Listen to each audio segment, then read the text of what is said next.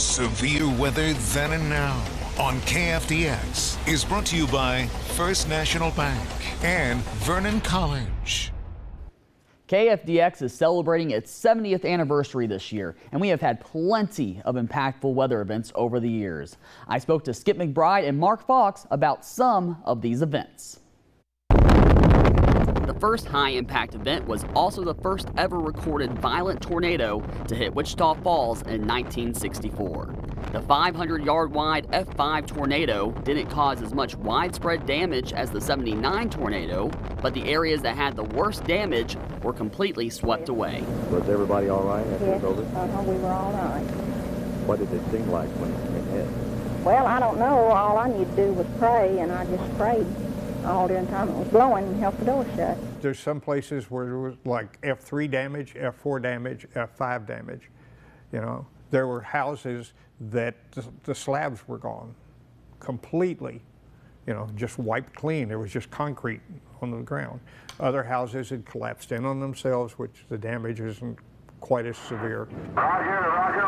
Charlie and Ben are doing your reporting. The next violent tornado to hit Wichita Falls came in '79. The tornado outbreak known as Terrible Tuesday had 3 supercells producing multiple tornadoes, including the 2 violent F4 tornadoes that hit Vernon and Wichita Falls.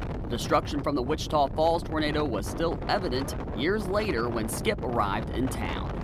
When I got here in '83, you could drive down Southwest Parkway and houses were completely gone, fences were down, and this is '83, so this is like 4 years later.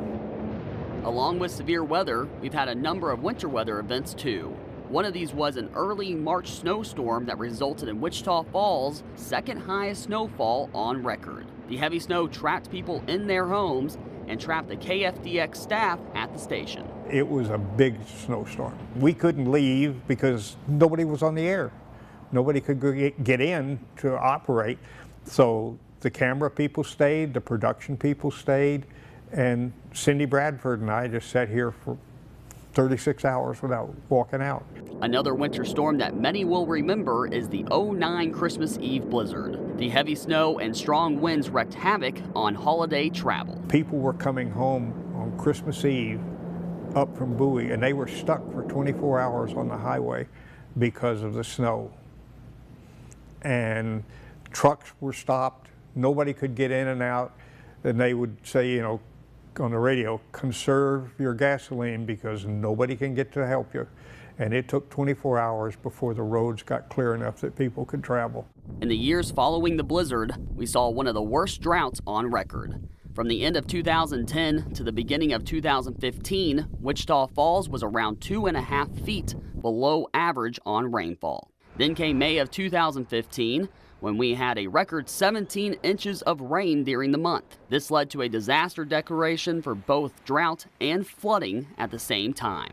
You know, we had years, 2011 all the way through 14 into 15, hardly rained at all. A lot of bad things happening with the drought.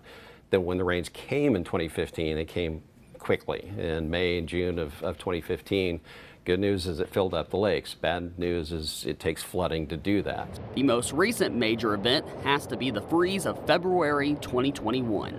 Along with 2 heavy snowstorms, Wichita Falls spent 10 days below freezing, including its second coldest temperature on record of 8 degrees below zero. The record cold across Texas has led to some rethinking about how to prepare for the future. Yeah, the 2021 freeze, that's almost a game changer for Texas, I think, because it's changing how people are reacting to power demands, cold weather, shelters. When do you shelter people? When do you not?